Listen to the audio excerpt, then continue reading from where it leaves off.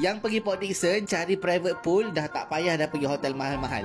Kita orang jumpa homestay sesuai untuk family kecil, harga murah, ada private pool betul-betul depan katil. Bayangkan masuk-masuk je view dia macam ni. Ada 2 katil, lepas tu toleh je ke sini terus nampak private pool. Yang ni betul-betul private dari tempat lain. Dinding tinggi orang lain tak nampak. Cuma unit yang ni kita orang ambil tak ada bumbung. Sebenarnya owner ada 4 unit, 2 jenis yang ada bumbung, 2 jenis pool tak ada bumbung. Yang ni pun dah seronok dah. Tapi kalau ambil pool yang ada bumbung tu confirm lagi seronok, aurat lagi terjaga, drone ke helikopter, kapal terbang semua tak boleh nampak. So basically unit ni studio je, sesuai untuk family kecil. Ada 2 katil macam ni, dekor sangat-sangat cantik, minimalis dengan tema putih, memang nampak clean je. Sebab tak nak kacau view, diorang buat sunken living room. So kalau nak tengok TV dekat bawah ni. Kebanyakan dekor dia memang round edge, sesuai juga untuk budak. Even tempat yang tajam sikit-sikit ni diorang dah cover dah. Ni pula tandas. Tandas pun bersih, kemas dan wangi. Lepas tu dekat luar ni, mula-mula ingatkan pool ni je. Rupanya dia ada laman yang agak besar juga. So boleh duduk dekat sini santai-santai. So nama homestay ni Bohe Jiwa Villa. Dia ada 4 unit, 2 jenis yang pool bertutup dan 2 jenis lagi yang pool open macam ni. So kalau korang berminat nak cuti dekat Port Dickson, cari private pool. Lepas tu tak nak yang besar sangat. Yelah kalau besar ni nak kena bayar pula mahal, nak kena ajak pula ramai-ramai. Better ambil yang macam ni, just nice untuk satu family yang kecil. Harga pun sangat-sangat berbaloi. Boleh contact, kita orang dah tag sekali dengan video ni.